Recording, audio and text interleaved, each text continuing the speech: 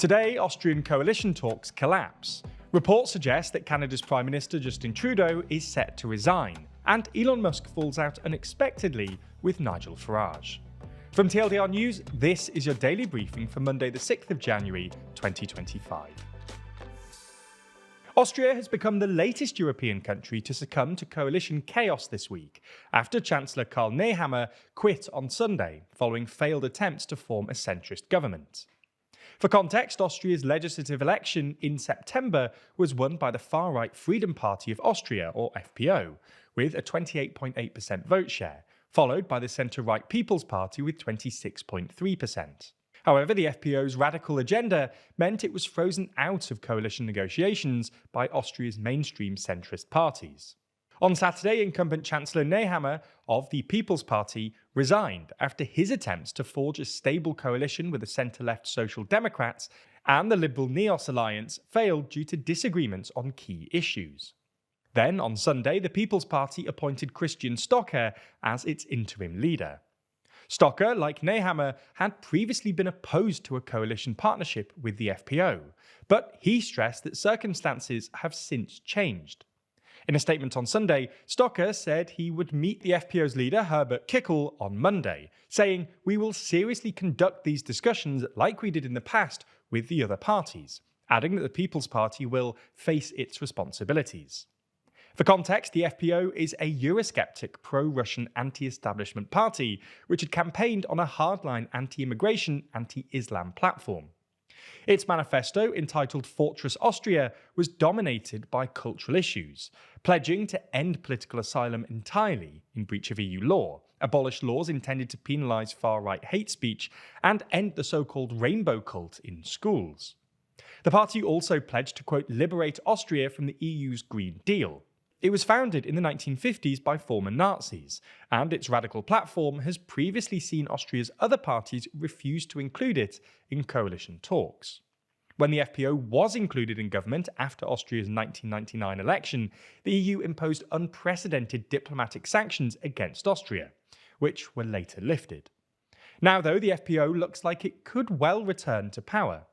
Either it will become a senior coalition partner to the People's Party if they can agree on a platform, or the country will have to hold fresh elections to break the deadlock.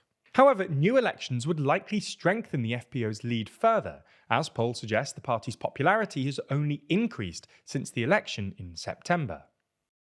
There's more on the way, but remember to subscribe and ring the bell for more daily briefing tomorrow. Plus, if you want to support the channel like JS, then consider joining the TLDR Daily Membership Programme for just $1.99. Moving to Canada now, where it seems that Prime Minister Justin Trudeau is imminently about to resign. The proximate cause of this seems to have been the resignation of Deputy Prime Minister and Finance Minister Chrystia Freeland last month, the fifth minister to resign from Trudeau's government in a year. Freeland had reportedly been arguing with Trudeau over his recent 2-month tax holiday, which Trudeau announced despite a rising budget deficit. And in her resignation letter, she implied that she didn't think Trudeau would be able to deal with the newly elected President Trump. Trump, who's threatened Canada with substantial tariffs when he enters office, has recently been mocking Trudeau as the, quote, governor of Canada, and suggested that Canada could join the US as the 51st state, despite a visit by Trudeau to Mar-a-Lago last month in an attempt to smooth relations over. Anyway, after Freeland resigned, dozens of Liberal MPs came out to call for Trudeau's resignation, and the NDP, who had previously propped up Trudeau's minority government by refusing to vote against it during no-confidence votes, announced a few days later that their party would oust Trudeau when the House of Commons resumes in January, which would have triggered a spring election. It's been reported that, as a result, Trudeau has been weighing up resigning, and we may see such a resignation either today or in the coming days. We'll update you when and if this happens. Moving to the UK now, where the leader of Reform UK, Nigel Farage, has lost one of his most ardent supporters, Elon Musk. Over the last few months, Musk has been posting his support for Farage's party, with him suggesting on X that only reform can save Britain, and even going as far as reposting Nigel Farage's criticisms of the Tories and adding exactly, only reform can save Britain. At the weekend, though, it seems that this support for Farage was dropped, apparently over a disagreement over Tommy Robinson. For those of you who don't know, Tommy Robinson is a far-right figure here in the UK, who was previously a member of the British National Party and a founder of the English Defence League. Farage has spent much of his political career trying to distance himself and the organisations he runs from Robinson, fearing that he's simply too unpalatable for a party serious about power. Musk, though, has been clear that he views Robinson as a victim of a politicised justice system and is, effectively, a political prisoner. For Farage, this seems to be a bridge too far, with him claiming on GB News that Robinson is not what we need. As a result, Musk posted that the Reform Party needs a new leader. Farage doesn't have what it takes. It seems that Farage was somewhat blindsided by this, with him responding by posting, "Well, this is a surprise. Elon is a remarkable individual, but on this I'm afraid I disagree. My view remains that Tommy Robinson is not right for reform, and I never sell out my principles." It appears then that a significant Musk donation to reform won't be forthcoming anytime soon. Over the weekend, Giorgia Meloni had dinner with President-elect Donald Trump at his Mar-a-Lago resort, as the Italian Prime Minister seeks to strengthen ties with Trump ahead of his swearing-in later this month. Meloni was an ardent admirer of Trump during his first term, when she was still a fringe opposition figure, and has more recently forged a close friendship with Trump advisor Elon Musk, the world's richest man. Members of Meloni's right-wing Brothers of Italy party have hoped that the two leaders' ideological affinity will help her emerge as one of Trump's key allies in Europe.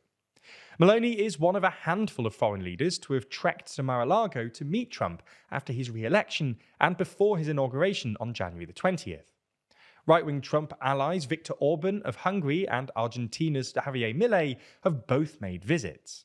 Canada's Premier Justin Trudeau also made an emergency visit after Trump threatened to slap Canada with 25% import tariffs. Her visit also comes as she faces her toughest diplomatic challenge since taking office, a potential split of diplomatic relations with Iran. Tensions have flared following the arrest of an Italian journalist in Iran, which came days after Italy arrested an Iranian engineer and businessman wanted in the US for allegedly exporting drone technology used to kill 3 American soldiers in Jordan a year ago. How Meloni reacts to this potential rift with Iran will likely test Rome's relationship with Washington. We're heading into 2025 with a whole new group of politicians, business leaders, and influential people. The question is then, who'll come out on top? Who is the world's most influential person? That's what we're trying to find out with our most influential person list, which we need your help with. If you head to the link in the description, you can vote for your own personal top 10, helping to shape our overall ranking. Your vote is super important, and voting closes on January the 15th. So do your democratic duty and cast your ballot for the world's most influential person. Also, if you're wondering why we're doing this, it's for the next issue of our magazine, Too Long. That's because the next issue will contain the entire list, as well as fascinating articles about the top 25. Those won't just be boring profiles about each of the people either. There'll be interesting stories about who these people really are, where their power truly resides, and how they wield their influence. If you want to pre-order a copy of the magazine now, you can click the link in the description to pick up a copy. Oh, and if you pick up a premium copy of the magazine, you'll also get access to our internal award ceremony, where the team will first learn and react to your votes live. Plus, you'll get to watch TLDR team members sit down to discuss their lists and fight it out and try and agree for once. Plus, you'll get access to our behind-the-scenes podcast, The Bullpen, and your name printed in the thank you section of the magazine. Anyway, find out more, cast your vote, or order a copy by clicking the various links in the description.